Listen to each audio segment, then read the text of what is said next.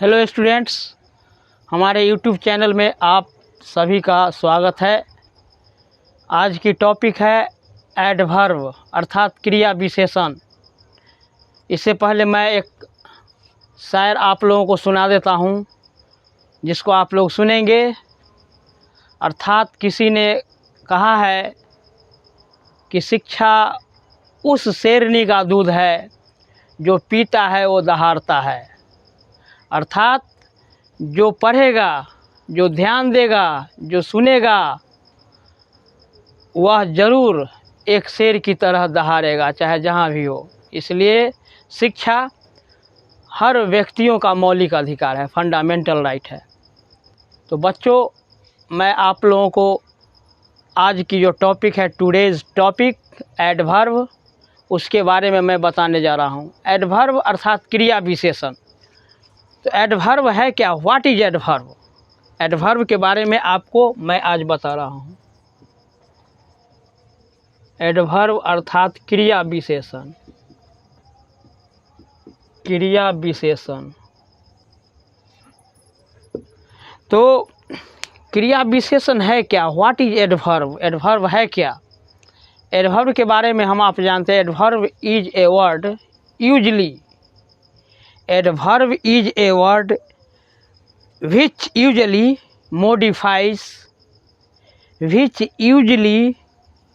modifies a verb, an adjective and adverb। मैं आप लोगों को डिफिनीशन बता देता हूँ। An adverb is a word usually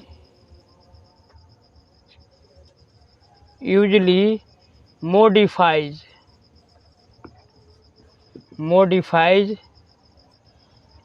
a verb, an adjective and an adverb। आपने इस एडवर्ब का डिफिनीशन देखा कि an adverb is a word usually modifies a verb, an adjective and adverb. यह क्रिया विशेषण जो है वह क्रिया विशेषण और क्रिया विशेषण को मोडिफाइज करता है। तो हम आप यह जानते भी हैं और समझते भी हैं।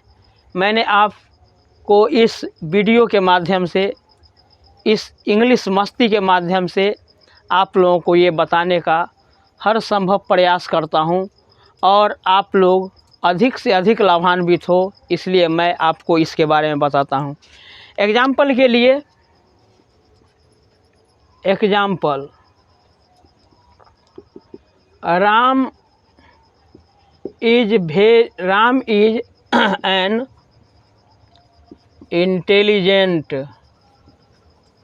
Intelligent boy. यहाँ यह जो है इंटेलिजेंट, यह मोडिफाइज कर रहा है। माने राम जो है वह एक तेज विद्यार्थी है। अर्थात intelligent is the example of an adverb. Intelligent adverb का एक एग्जाम्पल है जो मोडिफाइज कर रहा है।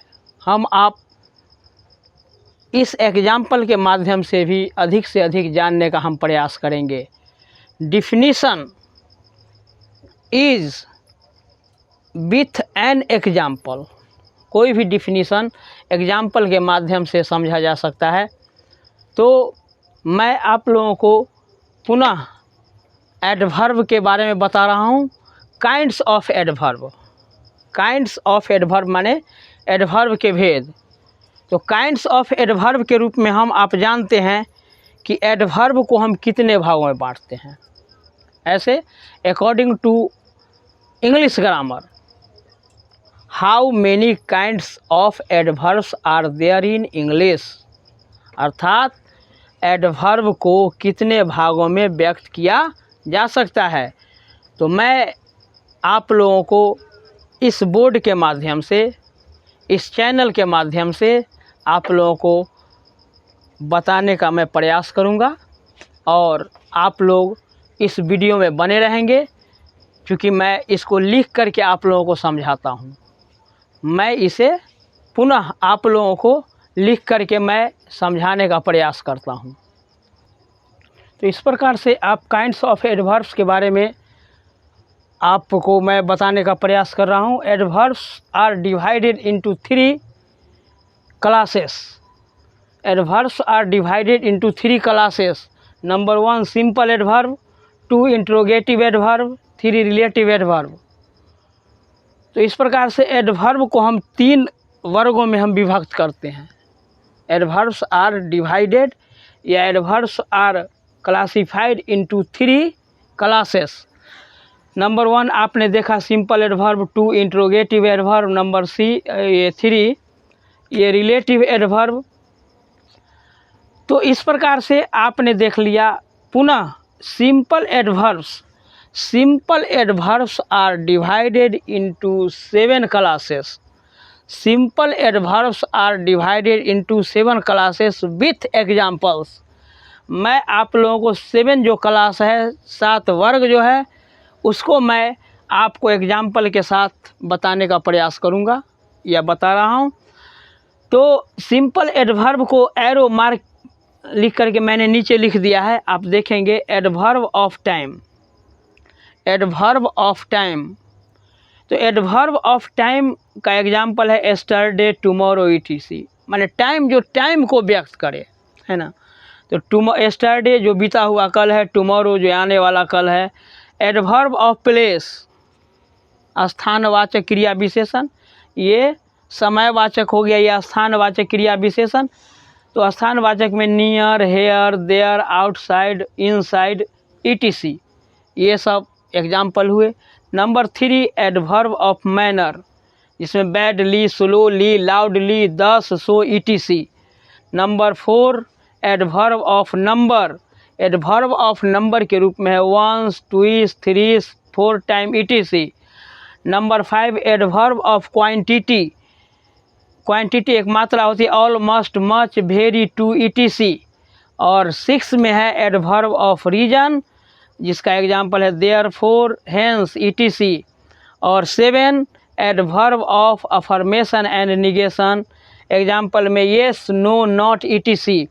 इस प्रकार आपने देखा और आपने सुना और आप इसको कवर करेंगे कि एडवर्ब को हम 3 वर्गों में हम वर्गीकृत करते हैं। पहले हमको ये जान लेना है कि simple adverb, number 2 interrogative adverb और 3 रिलेटिव एडवर्ब। तो इंट्रोगेटिव एडवर्ब और रिलेटिव एडवर्ब के कोई क्लास नहीं है, कोई वर्ग नहीं है, कोई क्लासिफिकेशन नहीं। सिंपल एडवर्ब को हम 7 क्लास में व्यक्त करते हैं, 7 वर्गों में हम विभक्त करते हैं, जिसे आपको मैंने एग्जाम्पल के साथ बताने का प्रयास किया। तो इस वीडियो को आप तो इस प्रकार सेकेंड जो काइंड्स है इंट्रोगेटिव एडवर्ब। तो इंट्रोगेटिव एडवर्ब को मैंने डिफिनीशन के तौर पर लिखा है, interrogative adverbs are divide used for asking questions. Interrogative adverbs are used for asking questions. Interrogative अर्थात आप समझते हैं प्रश्नवाचक क्रिया विशेषण। इसमें क्या होता है कि प्रश्न पूछा जाता है, जैसे why, where, when, how, etc. Why are you doing, why are you coming. तो वेयर, व्हेन, हाउ, ये सब क्वेश्चन वर्ड्स हैं, है ना। तो इसके माध्यम से हम प्रश्न पूछने का कार्य करते हैं। नंबर 3 है रिलेटिव एडवर्ब्स। तो रिलेटिव एडवर्ब्स के बारे में संबंधवाचक। तो relative adverbs join 2 sentences together.